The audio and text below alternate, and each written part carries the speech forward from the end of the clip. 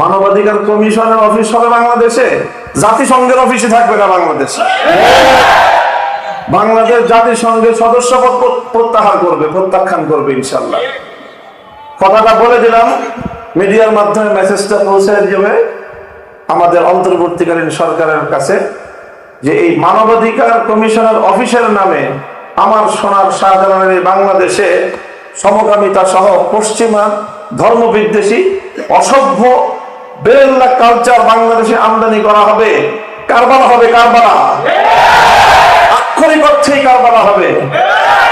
আমি কারবালা বললে অনেকে বলে যে কারবালায় তো মুসলমানদের পরাজয় হয়েছিল। কারবালায় মুসলমানরা পরাজিত হয় নাই, মুসলমান শহীদ হইলে পরাজিত হয় না।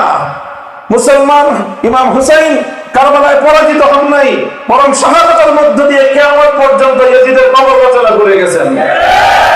শাপলা চত্বরে আমরা রক্ত দিয়েছি, আমরা পরাজিত হই নাই। শাপলা চত্বরে শেখ হাসিনাদের জন্য চিরদিনের জন্য তাদের কবরে কলঙ্কের দাগ লেগেছে।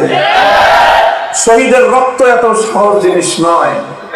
আমরা বলি আবার, আক্ষরিক অর্থেই শুধু শাপলা চত্বর নয়, কারবালা হবে যদি বাংলাদেশে জাতিসংঘের এই মানবাধিকার কমিশনের কোন অফিস গঠন তৈরি করার এই পায়তারাকে যদি অগ্রসর করা হয়।